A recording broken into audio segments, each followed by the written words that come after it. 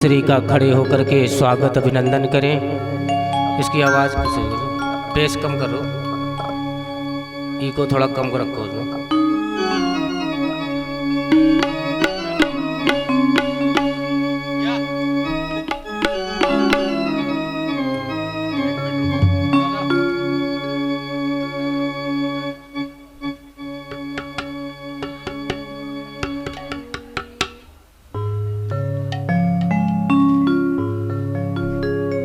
तो थोड़ा सा बाकी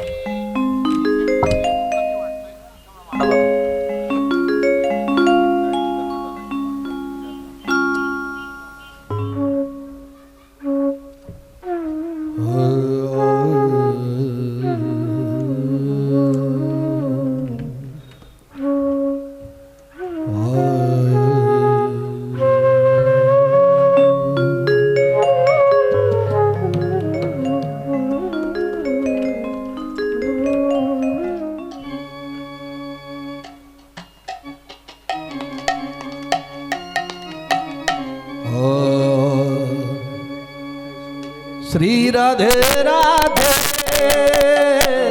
जय राधे राधे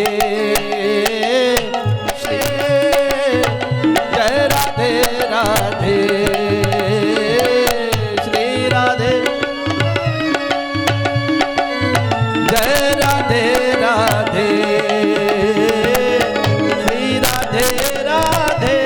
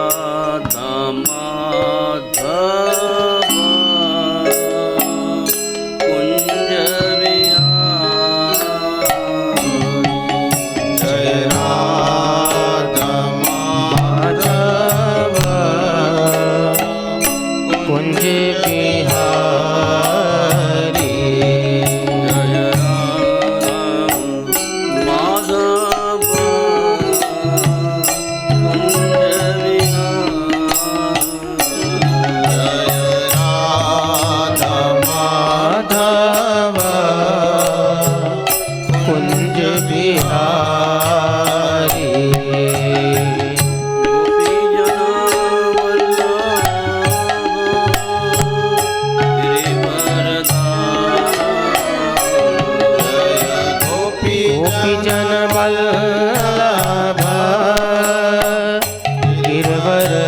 गिरवरधारी गोपी जन वल्लभ गिरवरधारी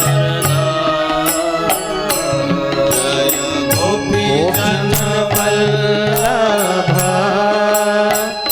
गिरवरधारी यशोदानंदन ब्रज जनरंजन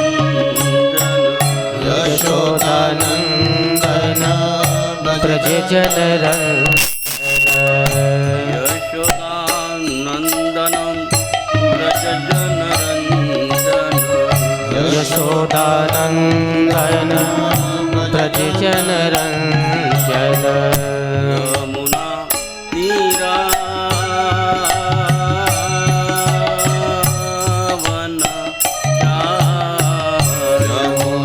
तेरा चारी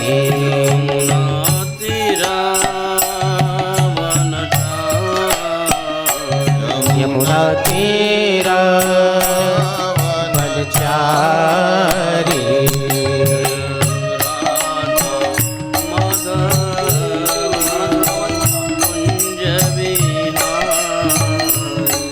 जय राधा माधव कुंज बिहारी राधा माधव कुंज बिहारी जय राधा माधव कुंज बिहारी जय राधा माधव कुंज बिहारी राधा माधव कुंज बिहारी।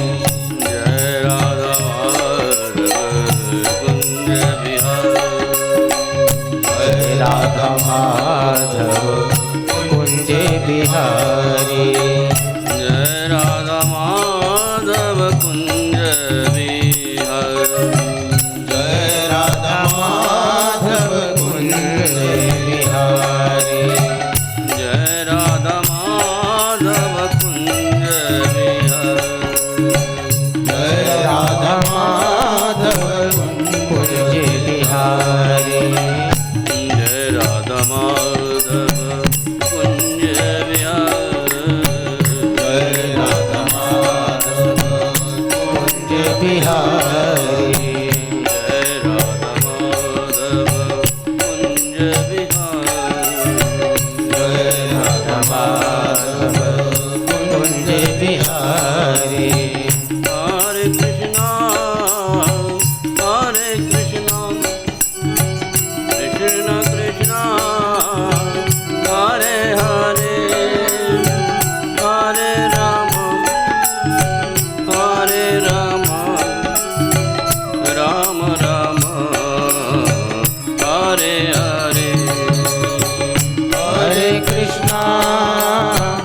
हरे कृष्णा कृष्ण कृष्ण हरे हरे हरे राम राम राम हरे हरे हरे कृष्णा कृष्णा कृष्णा हरे हरे हरे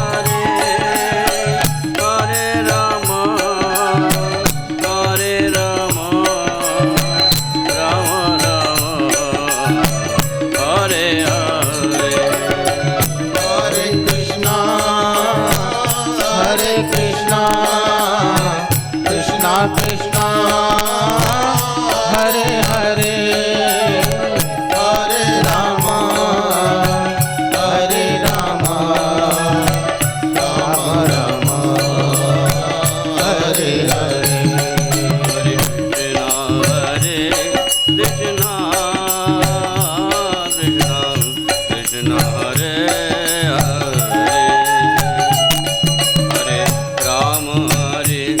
राम राम हरे हरे हरे कृष्णा कृष्ण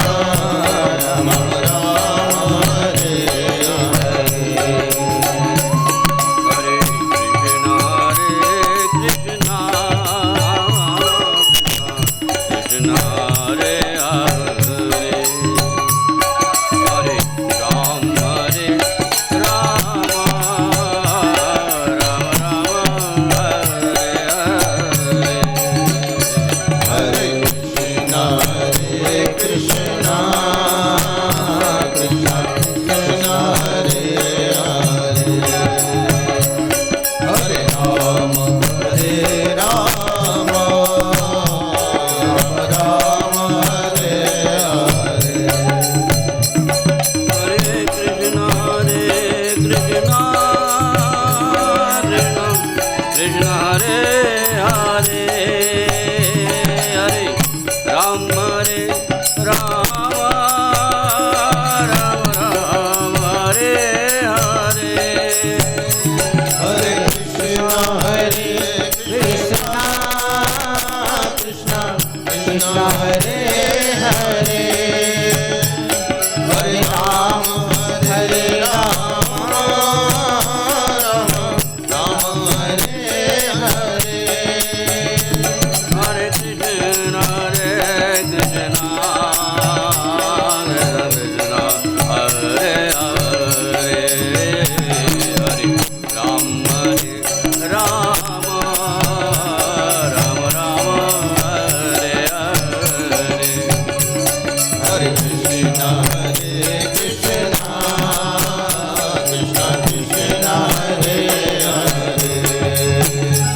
हरे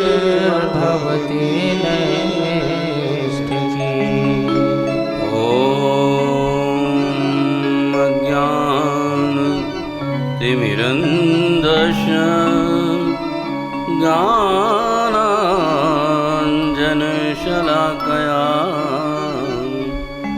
चक्षुरुन्मीलितं येन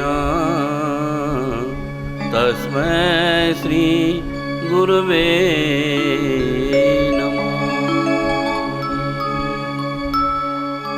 श्री चैतन्यमनोभीष्टं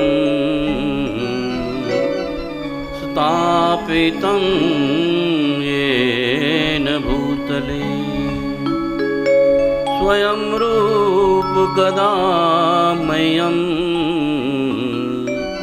ददाति स्वपदान्तिकम्। वन्देऽहं श्रीगुरो श्रीयुतपदकमलं श्रीगुरुन् वैष्णवांश्च श्रीरूपं साग्रजातं सगणरघुनाथान्वितं तं सजीवं साद्वैतं सावधूतं परिजनसहितं कृष्णचैतन्यदेवं श्रीराधाकृष्णपादान् सगणललिता श्रीविशाखान्वितांश्च। हे कृष्ण करुणा सिंधो दीनबंधो जगत्पते गोपेश गोपिका कांत राधाकांत नमोस्तुते। तप्त कांचन गौरांगी राधे वृंदावनेश्वरी वृषभानुसुते देवी प्रणमामि हरिप्रिये। वाञ्छकल्पतरुभ्यश्च कृपा सिन्धुभ्येव च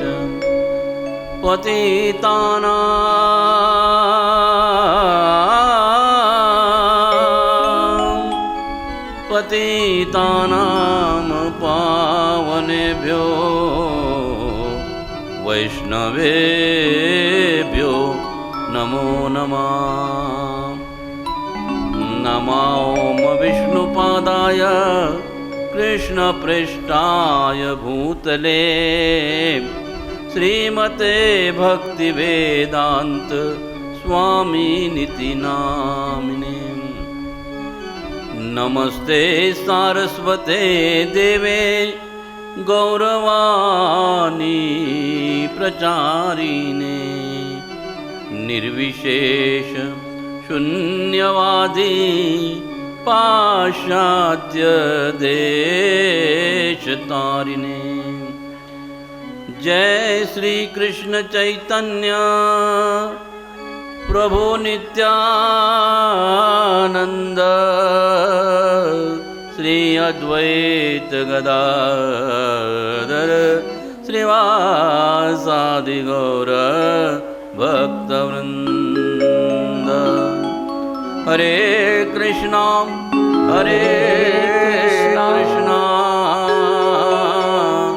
कृष्ण कृष्ण हरे हरे हरे राम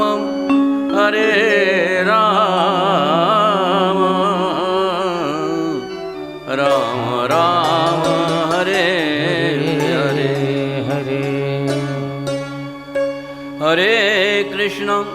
हरे कृष्ण कृष्ण कृष्ण हरे हरे हरे राम राम राम हरे हरे। जन्माद्यस्य यतोऽन्वयात् इतरतश्चरतेषु अभिज्ञस्वराट् तेने ब्रह्महृदायादिकमये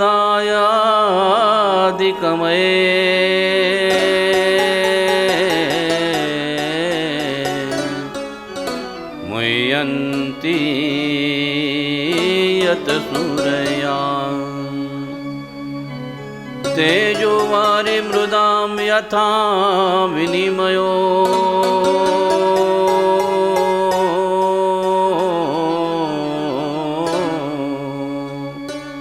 अत्र त्रिसर्गो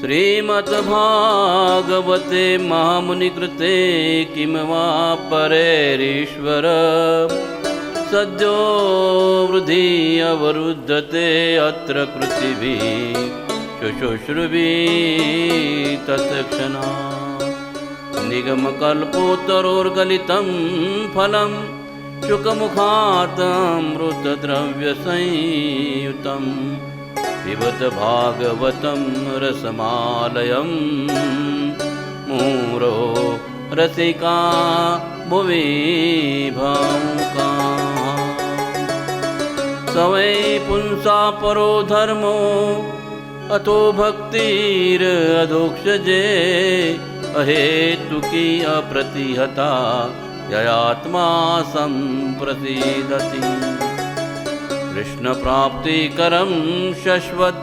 प्रेमानन्दफलप्रदं श्रीमद्भागवतं शास्त्रं कलो कीरेन भासितं कलो कीरेन भासितं कलो कीरेन भासितं। हरे कृष्ण। सबके लिए राधे राधे। आज से 5,500 वर्ष पहले श्रीमद् भागवतम की ये कथा नैमिषारण्य में हो रही थी और सुत गोस्वामी शौनक आदि ऋषियों को ये कथा सुना रहे थे। इसकी प्रथम आवृत्ति महाराज परीक्षित और सुखदेव के बीच हो चुकी थी और आज भंडारा में प्रेम आनंद उत्साह के साथ में ब्रजधाम बरसाना ब्रजधाम गोपिका सेवा मंडल की ओर से हनुमान जी के प्रांगण में ये जो कथा का आयोजन किया गया है और इसमें आप सभी की उपस्थिति वंदनीय है। हम आपका हार्दिक स्वागत करते हुए कथा की बधाई देते हुए कथा को आरंभ करते हैं। कल जैसे कथा में आपने सुना कि कलयुग के जीवों के कल्याण के लिए उन ऋषियों ने 1000 साल का यज्ञ किया था और जब उनको पता चला कि कलयुग का जो जीव रहेगा उसकी स्थिति बड़ी दयनीय रहेगी, उसको ऐसे लगता मैं बहुत कुछ जानता हूं, लेकिन उसको ये समझ में नहीं आता है कि मुझे करना क्या है। जानकारी तो बहुत है,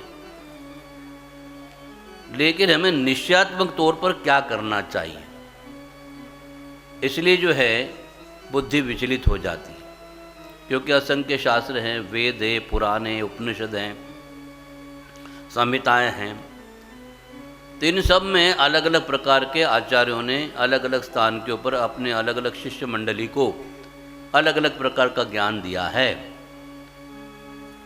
लेकिन देश काल पात्र इसका विचार करके और समय स्थिति के अनुसार कौन सी चीज हमारे लिए योग्य है ऐसा निर्णय लेना सभी को नहीं आता है।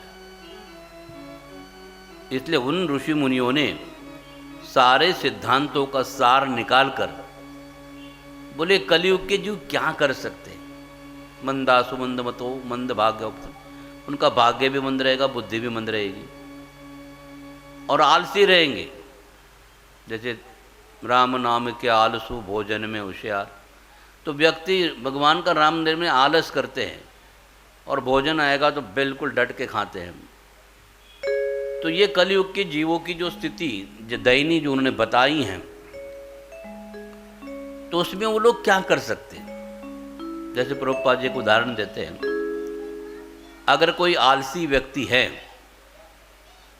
कुछ करना ही नहीं चाहता, ना उठना चाहता, ना नहाना चाहता, ना धोना चाहता, कुछ भी नहीं करना चाहता, आलसी है वो, तो आलसी व्यक्ति के लिए क्या किया जा सकता है। तो तो कोई राजा ना मतलब बोले कोई बड़ी बात है, उनके एक बढ़िया बना दो मकान, उसमें सब रहेंगे, सोते रहेंगे, जो भी करना काम कुछ नहीं करेंगे, लेकिन समय से उनको खाना दे देना बढ़िया।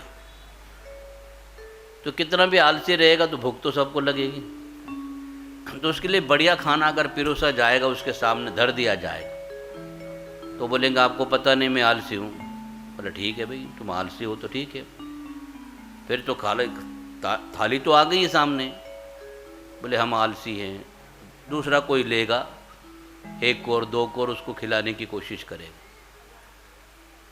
और जैसे मुख में चला जाएगा तो वो थोड़ी बोलेगा मैं आलसी है करके, अभी मुंह तो चलाना ही पड़ेगा, वो चलाने का काम कौन करेगा। खाना खाने के लिए, खाना बनाने तक खिलाने तक ठीक है, पहले खाना हो तो उसको ही खाना पड़ेगा ना, तो मुंह चलाने का काम तो उसको करना पड़ेगा कि नहीं। इसलिए कलयुग में सब कुछ तैयार करके रख दिया, आपको केवल मुंह ही चलाने का काम करने का। हरे कृष्ण कृष्ण कृष्ण हरे हरे, हरे राम राम राम हरे हरे, हरे कृष्ण कृष्ण कृष्ण हरे हरे, हरे राम राम राम हरे हरे। केवल भगवान के नाम का जप करना है। इसलिए कलयुग केवल नाम आधारा, स्वमेर संभव त्रय पारा। तो सारे संसार के जितने भी संत महात्मा हो गए, सब लोगों ने एक ही बात बताई है, कलयुग में केवल भगवान के नाम का संकीर्तन करना ही सर्वोत्तम उपाय है। कलयुग में ध्यान कोई नहीं कर सकता, ज्ञान के चक्कर में भी कोई जा नहीं सकता, और कर्म करने के लिए तो आलसू है, तो उनसे कर्म भी ठीक ढंग से नहीं होगा, ज्ञान अर्जन भी ठीक नहीं होगा, आधा अधूरा होगा, और ध्यान तो बिल्कुल होगा ही नहीं। लेकिन आलसू होने के नाते मुंह चला सकते। राधे राधे राधे राधे राधे राधे राधे राधे राधे राधे इतना हम बोल सकते हैं, और ये बढ़िया काम करेगा। हरे नाम हरे नाम ही केवलम, कलो नास्तेव नास्तेव नास्तेव गतिरन्यथा। 3 बार शास्त्रों ने कहा है कि भगवान का नाम भगवान का नाम भगवान का नाम ही कलयुग के जीवों के लिए है। हरे नाम हरे नाम ही केवलम, कलो नास्तेव नास्तेव नास्तेव गतिरन्यथा। भगवान के नाम के अलावा संसार में और कोई गति नहीं, और कोई गति नहीं, और कोई गति नहीं, बात निश्चयात्मक करके दी है। इसलिए मीराबाई कहती है, ज्ञान ध्यान की जो है अगर बांध कर छोड़ दूंगी, मुझे नहीं चाहिए, ना चाहिए ज्ञान और ना चाहिए ध्यान। हरि गुण गावत नाचूंगी, प्रभु गुण गावत नाचूंगी, अपने मंदिर में बैठे बैठे कर गीता भागवतम बांचूंगी। तो अभी देखो कल गीता जयंती थी, और इसलिए प्रभुपाद जी ने विभिन्न भाषाओं में, सारे संसार की जितनी भाषा हैं उन सब भाषाओं में लगभग गीता भागवतम इनका अनुवाद हो चुका है, और ये सारे संसार में उसका प्रचार हो रहा है। ये महीना भी गीता प्रचार का है, गीता जयंती का था इसलिए, और सभी लोग प्रचार कर रहे हैं, और सभी के लोग घर में जो है गीता होगी, नहीं होगी तो यहाँ पर एक स्टॉल है, वहाँ से आप प्रभुपाद जी की किताबें, कोई भी गीता है, भागवतम है, चैतन्य चरितामृत है, अन्य भी कई ग्रंथ लिखे हुए वो भी ले सकते हैं, पढ़ सकते हैं, कि उनमें निश्चयात्मक बात है। आपको क्या करना चाहिए ये है, जानकारी बहुत मिलेगी लेकिन कर नहीं सकते। तो जो करने का है वो एक ही उपाय है कलयुग में, वो है भगवान के नाम का कीर्तन। ये निश्चित तौर पर जो समझाया गया है यही कार्य हो सकता, दूसरा कोई कार्य नहीं हो सकता। इसलिए उन्होंने बोला लोगों के पास में समय नहीं रहेगा, तो बोले कलयुग में कम से कम एक काम बहुत अच्छा होगा, लोग भागवतम सप्ताह का आयोजन करेंगे, और 7 दिन तक अगर लोग अगर भागवतम की कथा सुनने के लिए जाएंगे तो कथा श्रवण से ही भागवतम की एक महिमा है। वेद आचरण करने के बाद में कालांतर में फल देते हैं। काफ़ी समय तक यदि हम धर्म का आचरण करेंगे उसके बाद में फल मिलता है। जैसे आप जॉब करते हो, महीने के बाद में सैलरी हाथ में आती है, करते महीना भर काम, लेकिन उसके बाद में मिलता है पगार, तनख्वाह तो बाद में ही मिलती है। तो ऐसे ही इस संसार में कर्म पहले करना पड़ता है, फल बाद में मिलता है। ज्ञान का ऐसे ही है, आप स्कूल में जाने लगेंगे तुरंत डॉक्टर नहीं बन सकते, इंजीनियर बन सकते, ना वकील बन सकते हैं। चाहते ज़रूर हों, पढ़ाई आपको 20-25 साल लगेंगे, तब आपकी पढ़ाई पूरी होगी। उसके बाद में ग्रेजुएशन पूरा होने के बाद में आप कुछ न कुछ प्रैक्टिस कर सकते हो। ध्यान का ऐसा ही है कि आप बोलेंगे एक दिन में हम बड़े योगी बन जाएंगे, संभव ही नहीं है। क्योंकि योग में तो सबसे बड़ी बात यह है कि जो ज़्यादा खाता है वो योग नहीं कर सकता, जो कम खाता वो भी योग नहीं कर सकता, और जो दिमाग खाता है वो तो योग कर ही नहीं सकता। तो ये योग ही ऐसा है, यम नियम आसन प्राणायाम ध्यान धारणा समाधि, तो ये जो सारे के सारे जो नियम है उसका पालन करना पड़ेगा आपको। पहले खाने पान के ऊपर नियंत्रण करना पड़ेगा, और मन को जीतने का ये कार्य है, ये बड़ा जटिल है। हाँ, आपको लगा हम रोज़ सुबह में उठते प्राणायाम करते, ये है वो है, वो ठीक है, वो आपका अभ्यास हो गया, प्राप्ति नहीं है।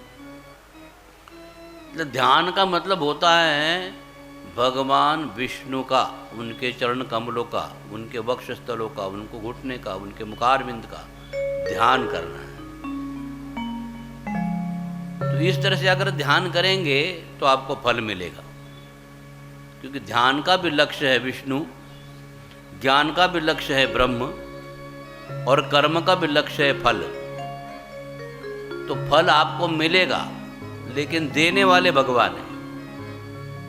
तो कर्म में भी आपका फल भगवान देते हैं, ज्ञान में भी आपको सिद्धांत जो है वो भगवान ही दे, शास्त्र भगवान के द्वारा बने हुए, शास्त्र का ज्ञान आप प्राप्त करते हो, इसलिए वो ज्ञान भी भगवान के द्वारा ही दिया हुआ है। इसलिए कर्म मार्ग में भी भगवान, ज्ञान मार्ग में भी भगवान, और ध्यान मार्ग में भी भगवान का ही ध्यान करना है। और भक्ति मार्ग में क्या है, भगवान का नाम ही लेना है, क्योंकि उनको पता है कि भगवान कौन है। ज्ञान मार्ग में जानना है भगवान कौन है, कर्म मार्ग में होगा कोई भगवान, अपन काम करो वो फल दे देगा। मालिक पता है, लेकिन मालिक का नाम पता नहीं है कर्म में। और ज्ञान में भी प्रयास करता है जानने का कौन है करके, और योग में तो पता है, देखना है उनको, अभी सामने आ जाएंगे तो अच्छा रहेगा, बड़ा आनंद आए। लेकिन भक्ति में तो भगवान का नाम सबको पता है, कौन सा नाम लेना वो भी बता दिया है। इसलिए कलयुग में केवल भगवान का नाम ही लेना है, जिसके द्वारा लोगों का कल्याण होगा। और ये 7 दिन की भागवतम की कथा वो सुनेंगे तो उनको वेद क्या कहते हैं, उपनिषद क्या कहते हैं, संहिताएं क्या कहती हैं, इन सब का आशय क्या है, उन सब का निचोड़ क्या है, और हमें निश्चयात्मक तौर पर क्या करना है, ये बात निश्चित की जाती है। और इसलिए श्रीमद्भागवतम की कथा जो है, इसकी विशेषता क्या है कि ये फल पहले देती है। आपने जैसे सुन लिया, मुझे कथा सुनने के लिए जाना है, उसी वक्त फल आपके हाथ में है। लेकिन फल आपके हाथ में आ जाता है कैसे, ये गीता भागवतम निगम कल्पोत्तरोर गलितम फलम, ये वेदों के कल्पवृक्ष का परिपक्व फल है, पका हुआ फल है। इसमें रस ही रस है, छिलका नहीं है, गुठली नहीं है, त्याज्य कोई वस्तु नहीं है, केवल ग्रहण ही करना है पूरी की पूरी। और राधा रानी गोपी गीत में गोपियों के संग में कहती है, ये भागवतम क्या है, श्रवण मंगलम श्रीमदाततम, ये श्रवण से मंगल करने वाला है। जो भी व्यक्ति भागवतम सुनेगा उसका पहले मंगल होगा। श्रवण मंगलम श्रीमदाततम, और तव कथामृतम तप्त जीवनम, ये बोली आपकी कथा अमृत के समान है। वास्तविक कथामृत जो है वही आनंद लेने जैसा है, बाकी संसार में कुछ है ही नहीं। तो कथा के द्वारा जो आपको आनंद मिलेगा, जो शांति मिलेगी, जो सुख मिलेगा, केवल श्रवण से ही फल है। लेकिन संसार में ये सबसे ऊंचा तत्व होने के नाते समझने की क्षमता कलयुग के जीवों में नहीं है। इसलिए श्री प्रभुपाद जी बड़ा सुंदर उदाहरण देते हैं, क्योंकि कर्म और धर्म की बुद्धि लोगों के पास में होने से उसका आचरण करते आए हैं, इसलिए आदत से पड़ गई हैं, ये कर्म है, ये धर्म है, ये ऐसा, तो इसलिए वो फल की इच्छा करते हैं। अरे भाई हम कथा सुनने को गए लेकिन फल नहीं मिला, मिल जाता है। बोले कैसे पहले मिल जाता है फल? कर्म करने के बाद में फल मिलता है, कथा में कैसे फल मिलता है पहले? तो आदमी की समझ में नहीं आता है कैसे आता है फल। अभी संसार में जैसे एक आम ले लेते हैं, तो आम का जो उदाहरण दिया जाता है उसके अंदर रस होता है मीठा। तो अगर किसी एक व्यक्ति को पूरा प्याला भर के अगर आम का रस दिया जाएगा और वो पूरा पी जाएगा, तो क्या बोलेगा, मैं जाके आम रस पी के आया हूँ। लेकिन वो बोलते फल मिलने वाला, फल तो मिला ही नहीं। फल किसके लिए होता है? रस के लिए होता है। और रस पीने वाले को फल चाहिए, फिर आवश्यकता है नहीं, क्योंकि हम फल भी लाएंगे तो उसका रस ही चूसेंगे, बाकी फेंक देंगे। लेकिन आपको रस ही मिल गया तो फिर फल का ही रस है क्या? नहीं। तो आदमी आम को काटना, धोना, लाना, करना होता है। रस के लिए ऐसी कोई बात है? ले लेने का, कटकटा जाने का तुरंत। इसलिए पीबत भागवतम रसमालयम, भागवतम पीने के लिए है, और पीना जीने के लिए है, और जीना भगवान के लिए है। पीबत भागवतम रसमालयम, मोर और रसिका भुवि भाव का। और जितने भी भावुक हैं, जितने भी भगवान के प्रेमी हैं, वो रसपान करते हैं। तो भगवान आपको रस पिलाते हैं, और धर्म के अनुसार कर्म करेंगे तो फल देते हैं। तो फल में तो फल मिलने तक काम करना पड़ेगा, फल हाथ में आने के बाद में भी काम करना पड़ेगा, धोने का, ये वो सब कुछ करने के लिए। और रस मिलने के बाद में कुछ करना पड़ता है? नहीं, वो अपने आप मुंह में चला जाता है और पेट तक पहुंच जाता है और शक्ति भी आ जाती है। तो इसलिए भगवान जो है ये भागवतम ग्रंथ के माध्यम से जो कथा सुनते हैं, उनके लिए क्या क्या सिद्धांत अपनाते हैं। कर्मों के लिए आता है करोति, यत् करोषि यदश्नासि यज्जहोषि ददासि यत् तपस्सि कौन्तेय ततमदर्पणम। हे अर्जुन, तू जो कोई भी करता है, युद्ध करता है, कर्म करता है, ज्ञान करता है, दान करता है, जो भी कुछ करता है वो सब मेरे लिए करना सीख, अपने लिए मत कर। जो भी करेगा तो हम अपने लिए चाहते हैं, फल भी अपने लिए चाहते हैं, और भगवान के लिए कुछ नहीं। तो फिर मुश्किल पैदा हो जाती है। जैसे आप भारत में रहते हो, महाराष्ट्र में रहते हो, स्टेट गवर्नमेंट, सेंट्रल गवर्नमेंट के जो भी टैक्स है वो देने पड़ते हैं। अब बोलेंगे हम टैक्स नहीं देंगे, तो इनकम टैक्स वाले आ जाएंगे, क्यों नहीं दिया टैक्स, रेड पड़ेगी। तो सरकार जो है वो बड़े पक्के हैं, अगर कोई टैक्स नहीं भरता उसको पकड़ के लेके जाएंगे। लेकिन भगवान किसी को पकड़ के नहीं लेके जाते। देना है दे दो, नहीं देना है तुम्हारी मर्जी।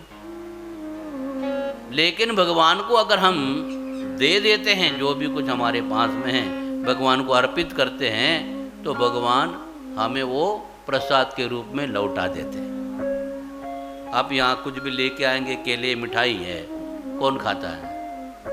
भगवान चखते हैं, अपने पास में रखते नहीं हैं। वो चख लेते हैं, प्रसाद हो जाता है, और फिर सबको बांट दिया जाता है। तो भगवान का काम है, अगर आप उनके लिए कुछ करोगे, वो आपको ही लौटा देना, अनंत गुना देना है। अनंत गुना फल मिलने वाला है। तो हम कर्म करके छोटा सा फल प्राप्त करने के लिए क्यों प्रयास करें?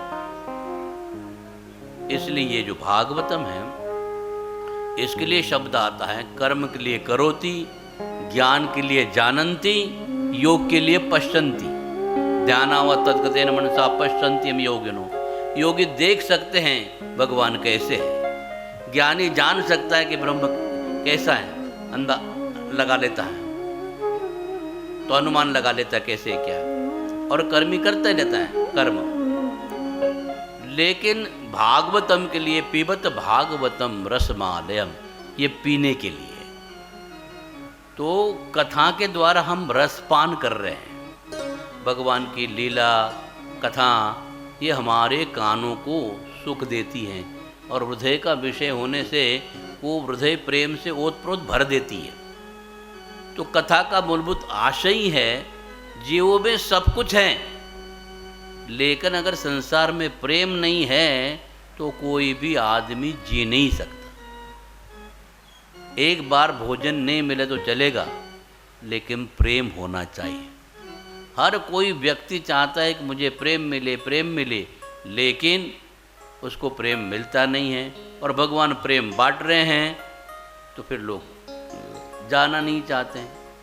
कथा में राधा रानी का जो दिव्य कृष्ण प्रेम है उसका वितरण होता है, इसलिए लोगों को कहा जाता भी पीने के लिए आ जाओ, ये रस बड़ा है ताजा, पीने के लिए आजा, पी के बन जा राजा और बजा दे माया का बाजा। इसलिए संसार में जितने भी दुख जटिल समस्या हैं उनका खात्मा करने के लिए ये भागवतम ग्रंथ है। यहाँ तक कि कल की चर्चा में धुंधुकारी प्रेत योनि में गया था, कितना पापी था, फिर भी कथा ने उसका उद्धार कर दिया। और आत्मदेव के पूरे परिवार का उद्धार पूरे गांव का गोकर्ण ने उद्धार करके दिया कथा के माध्यम से। तो इस संसार में श्रवण मंगलम श्रीमदाततम, ये श्रवण से मंगल करने वाला है। इसलिए गोपियाँ चाहती हैं कि अभी हम कथा के माध्यम से, प्रेम के माध्यम से पूरे विश्व का मंगल करना चाहते हैं। तो उनके मन में यही बात है, ये फल ऐसा दिया जाए, ऐसा दिया जाए, ऐसा दिया जाए जिसमें सबका मंगल ही मंगल हो, अमंगल किसी प्रकार का हो ही नहीं। इसलिए इस कथा का आयोजन किया गया है।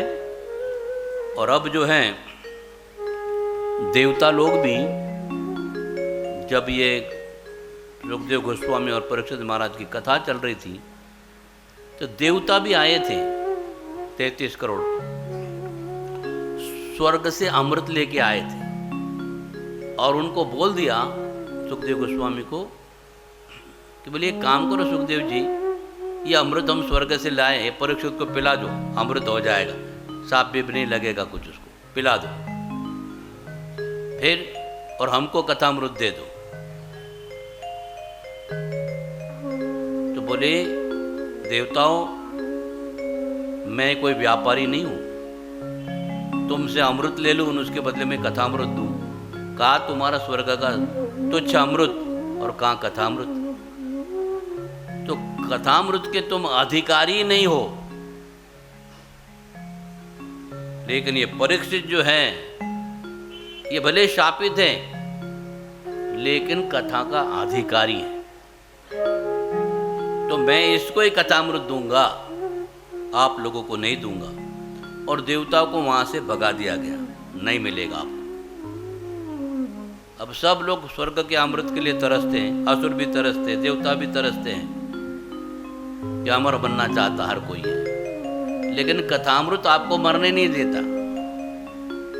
जो व्यक्ति कथा सुनते हैं उनकी मृत्यु नहीं होती, इतना कथा का फल है।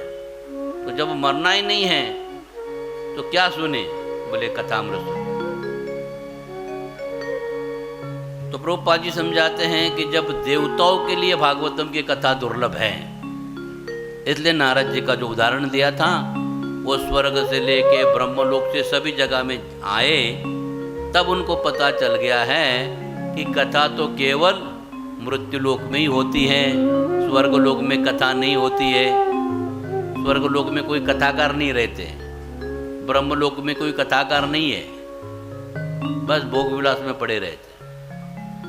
लेकिन ये भूतल के ऊपर ही कथा का आयोजन किया जाता है, तो बताओ अब जो भी लोग कथा का आयोजन करते हैं उनका कितना भाग्य, जो कथा सुनते हैं वो कितने भाग्यशाली। तो इस तरह से इस संसार में अपने भाग्य को जगाने के लिए कथा जो है अनिवार्य है। जो कथा सुनते हैं वो देवताओं से भी बढ़कर हैं। देवता भी उनका वंदन करते हैं, उनको नमस्कार करते हैं कि देखो हम अधिकारी नहीं है कथा के, लेकिन कलयुग के जो देखो कैसे भी हो लेकिन कथा सुनने के अधिकारी तो है। तो इस तरह से ये भागवतम की जो कथा है उसका ये सार सर्वस्व है। और कल हमने वो सारी कथाएं ले ली थी और आज का जो विषय है वो यही है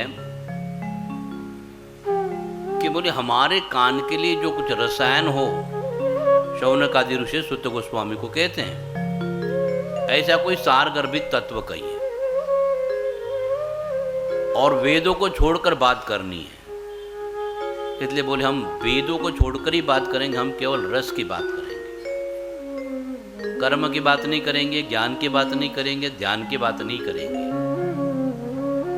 और फिर उन्होंने उनको बताना आरंभ कर दिया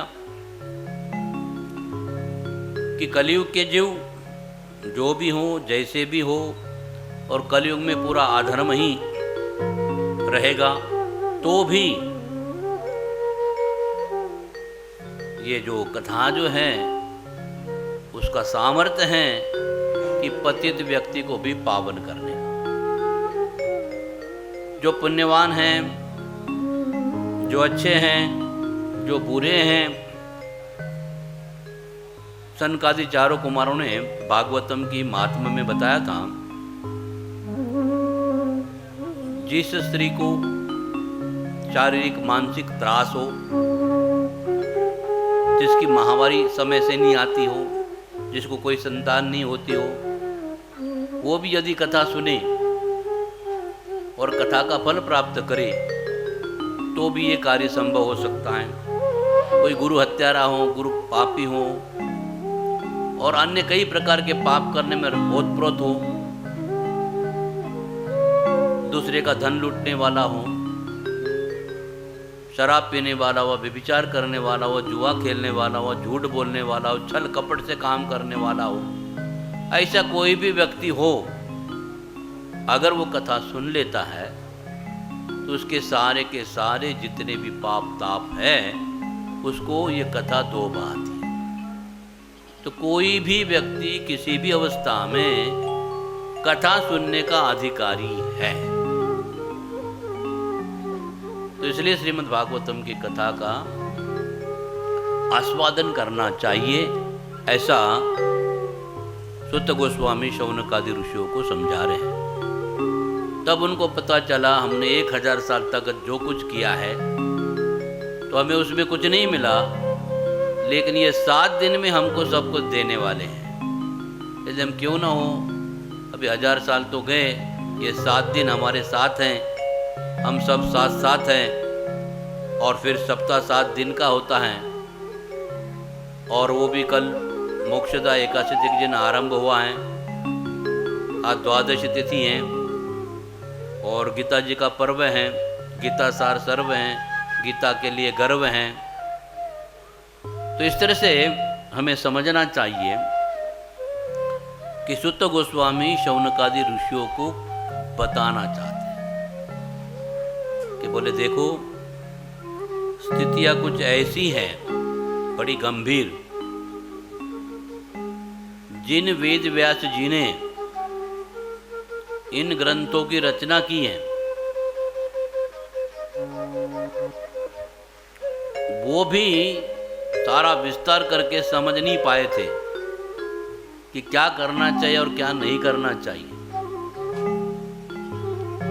देखो वेद व्यास जी का एक श्लोक बड़ा प्रचलित है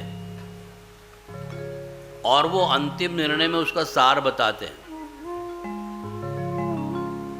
गुरुर्ब्रह्मा गुरुर्विष्णु गुरुर्देवो महेश्वरा गुरुर्साक्षात् परब्रह्म तस्मै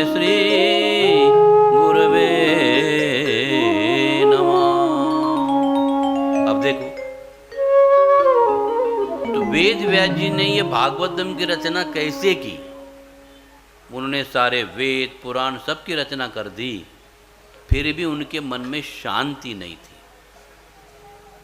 तो अपने गुरु नारद जी से वो मिले थे और उनकी चर्चा में जब उनको पता चल गया, तो उन्होंने जो चर्चा की उससे पता चल गया।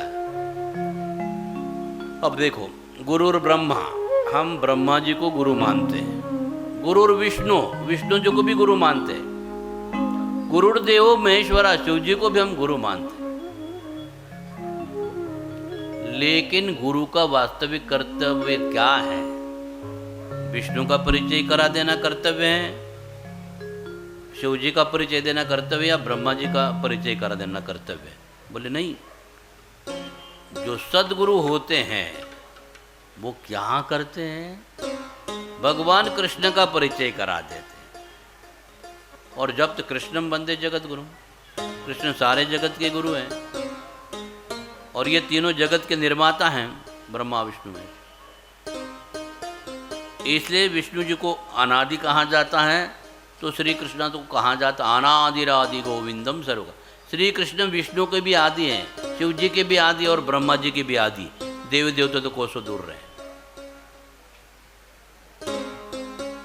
तो बोले अच्छा, तो व्यासदेव जी कहते हैं गुरु कैसे होना चाहिए?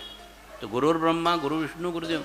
गुरु साक्षात परब्रह्म, साक्षात जो परब्रह्म श्री कृष्ण हैं उनका परिचय करा के देना चाहिए। गुरु साक्षात परब्रह्म, तस्मै श्री गुरुवे नमः। जो गुरु विष्णु का परिचय देते उनको नमस्कार करता हूँ, ब्रह्मा जी का परिचय नमस्कार करता हूँ, शिव जी का परिचय देते नमस्कार करता हूँ।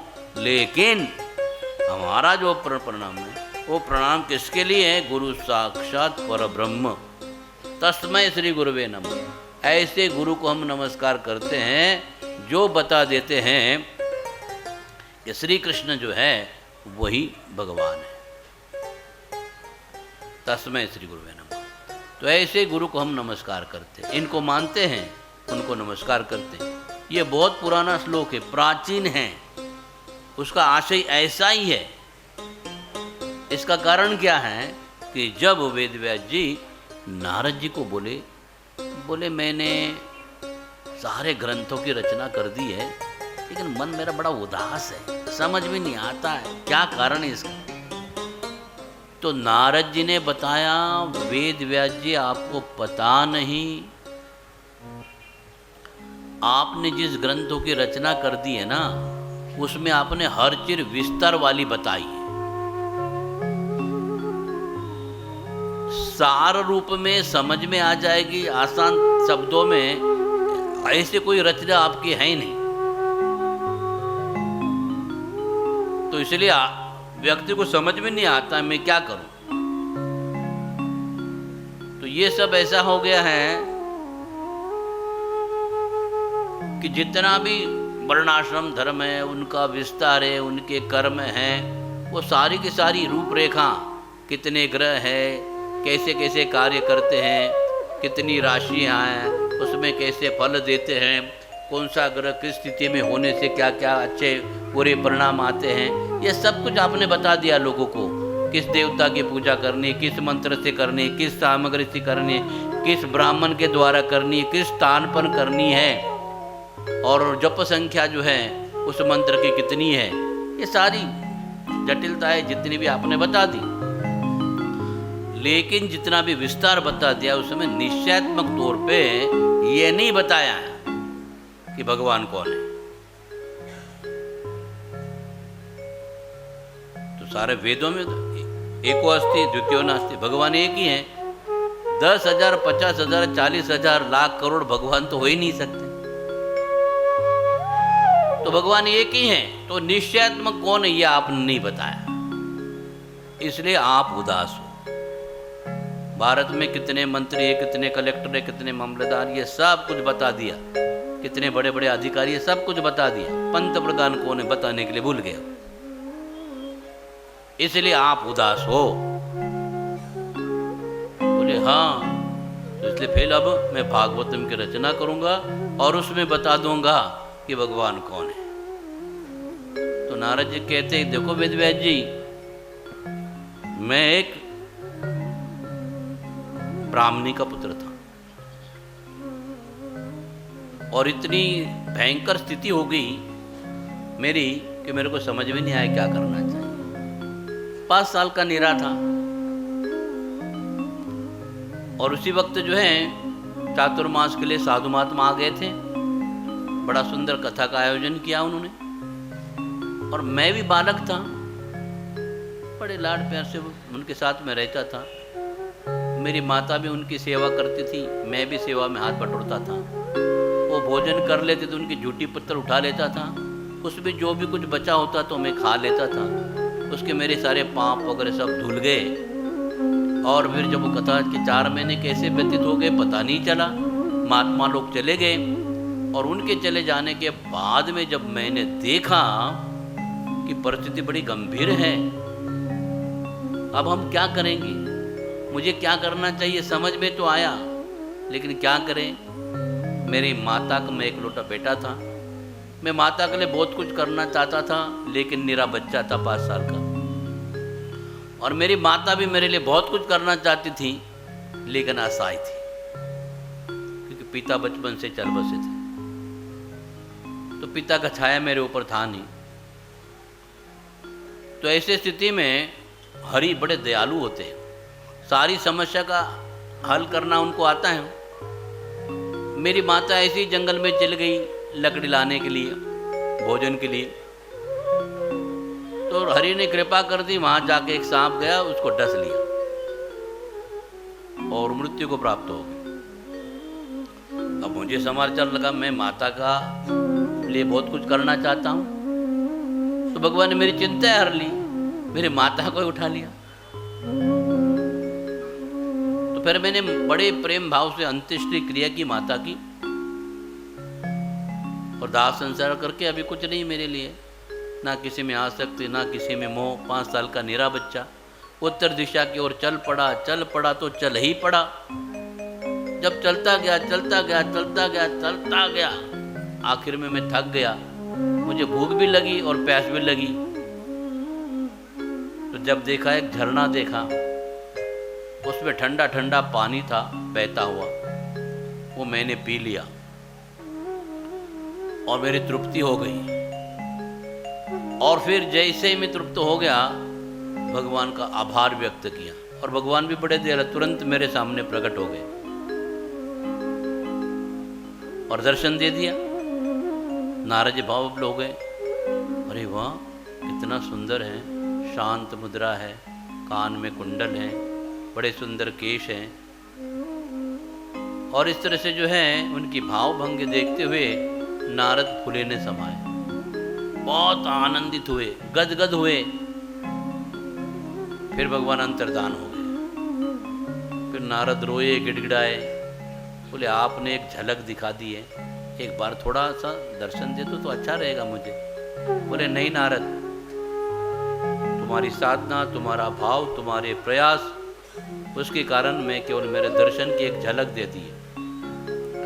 अगले जन्म में तुम ब्रह्मा जी के मानस पुत्र नारद जी के नाम से जन्म लोगे, उस वक्त मेरा प्रत्यक्ष दर्शन करोगे और मेरे पार्षद के रूप में तुम रहो।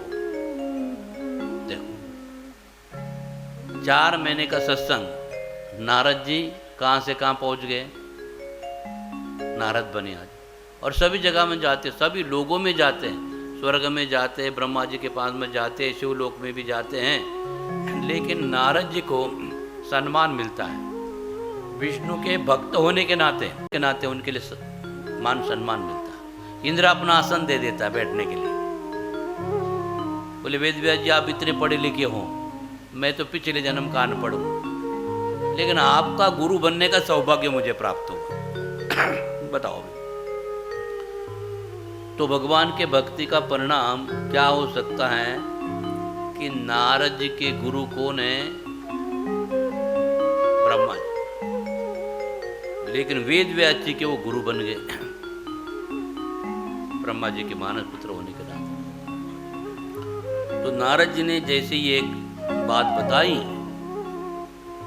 तो वेद व्यास जी कहने लगे ठीक है, मैं भागवतम ग्रंथ में अपनी गलती सुधारने का प्रयास करूँ। तो जब वेद व्यास जी ने इतना बड़ा विस्तार करने के बाद में नहीं समझ पाए, हम पढ़ने के बाद में समझ पाएंगे नहीं। लेकिन कथा सुनेंगे तो आगे क्या परिवर्तन हो गया सुनेंगे। उसके पहले एक थोड़ा सा भजन ले लें।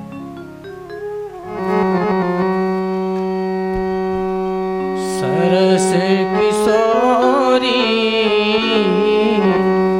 पयस की थोरी रति रस भोरी कीजे कृपा की कोर श्री राधे कीजे कृपा की कोर।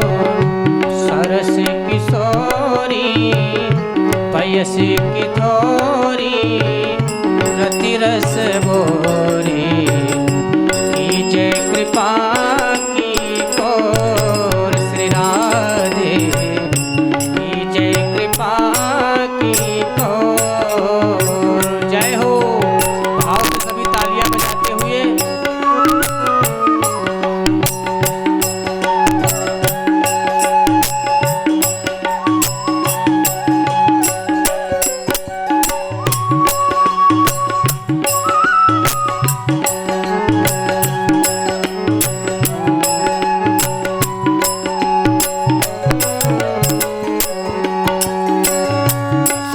साधनहीन दीन में राधे तुम करुणामयी प्रेम अगाधे। साधनहीन हरे दीन दुखी की ओर श्री राधे कीजे कृपा की कोर। सरस किशोरी पयस की थोरी रति रस भोरी कीजे कृपा की कोर श्री राधे कीजे कृपा की कोर।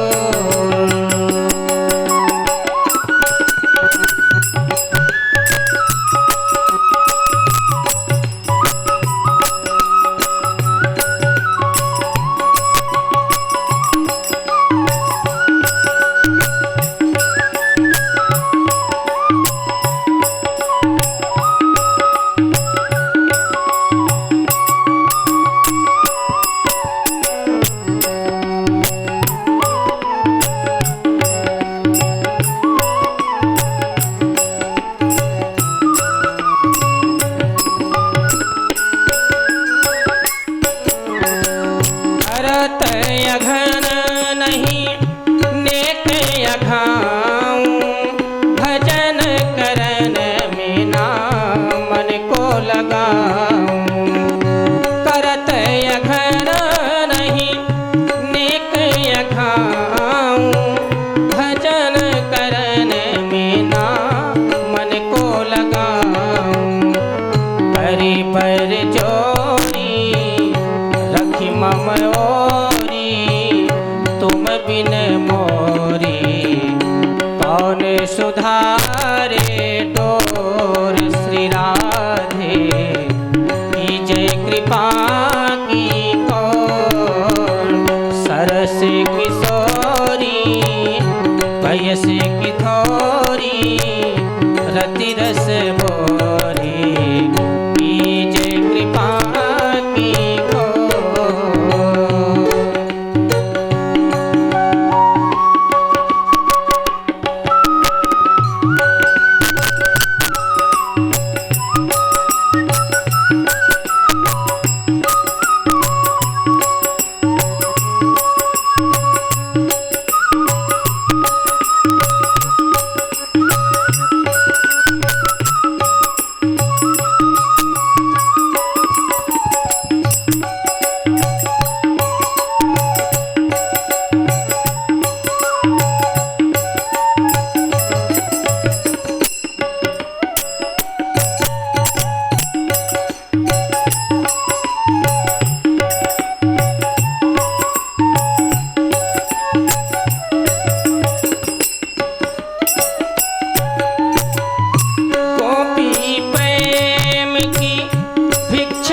दीजे कैसे हूँ मोही अपनो कर लीजे।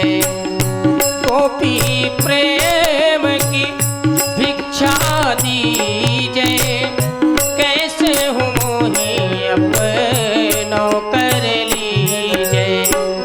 तोर गुण गावत दिवस बितावत, तोर गुण गावत दिवस बितावत, द्रग भरी आवत है हो प्रेम विभोर सिराधे। कीजे कृपा की को सरस किशोरी वयस की थोरी रति रस भोरी।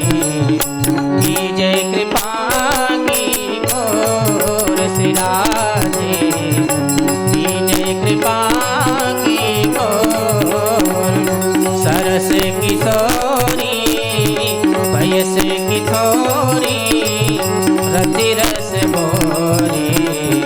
कीजे कृपा की घोर सिराधे, कीजे कृपा की घोर सिराधे, कीजे कृपा की घोर।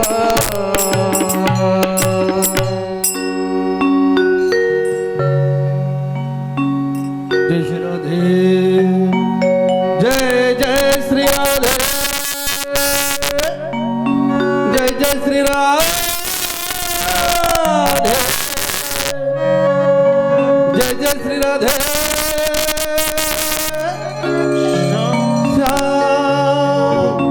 वृंदावन बिहारी लाल की जय। छाटी छाटी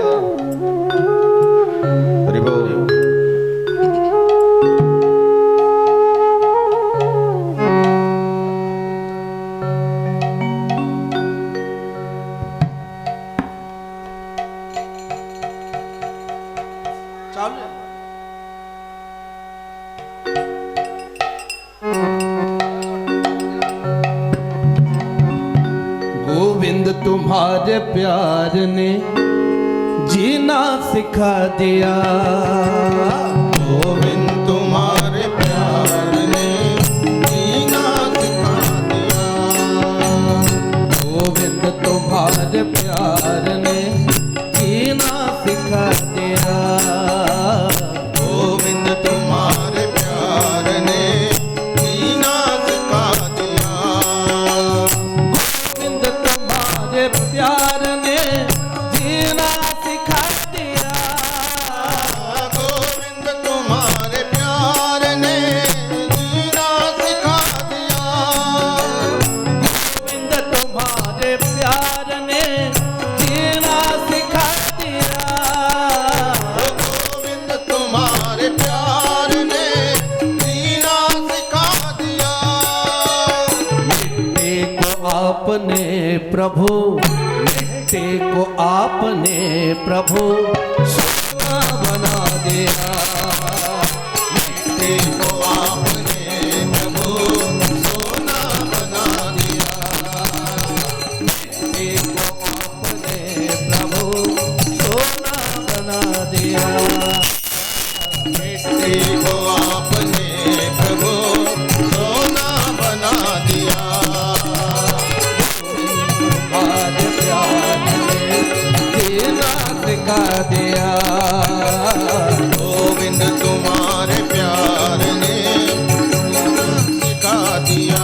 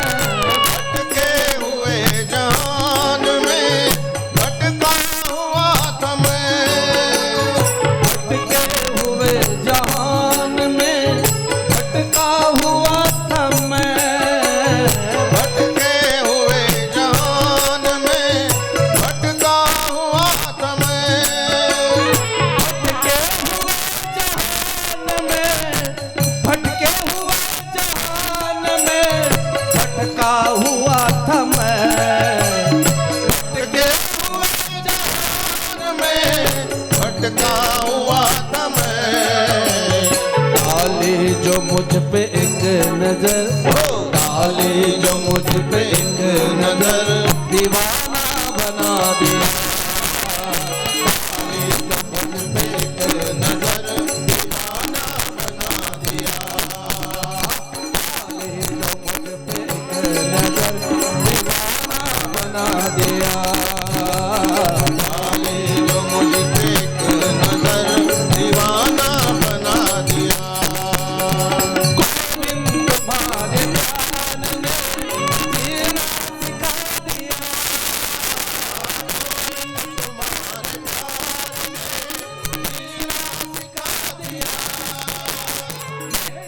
को आपने प्रभु, बेटे को आपने प्रभु सोना बना दिया।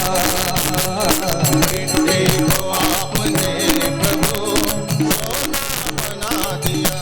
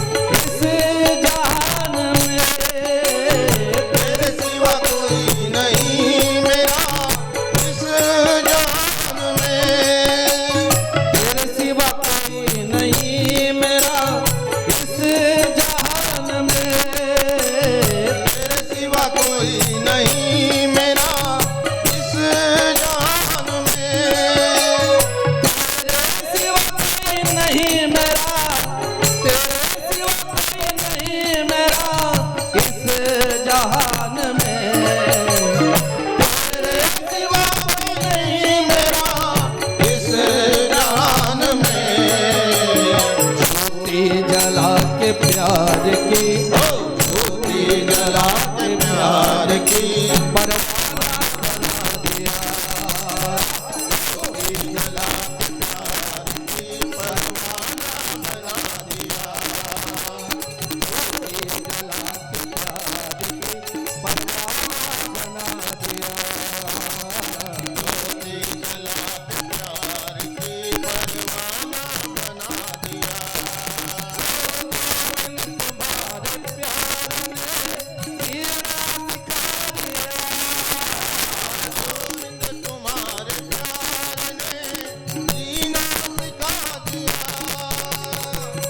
बेटे को आपने प्रभु, बेटे को आपने प्रभु बना दिया।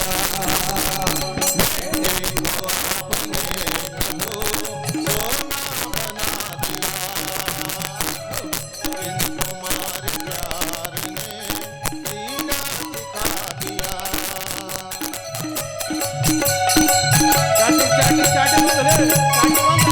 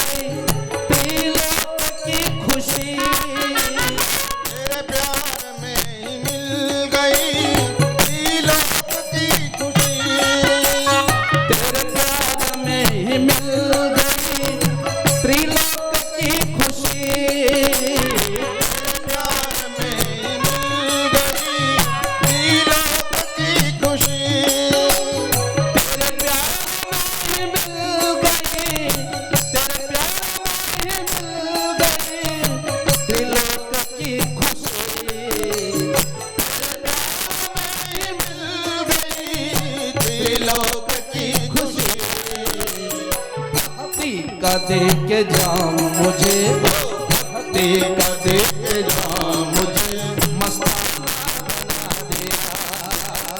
भक्ति का दे के जाम मुझे मस्ताना बना दिया। भक्ति का दे के जाम मस्ताना बना दिया।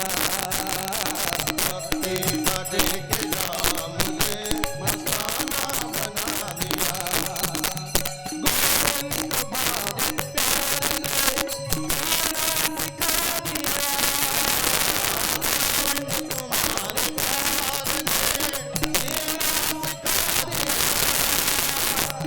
बेटे को आपने प्रभु, बेटे को आपने प्रभु बना दिया। बेटे को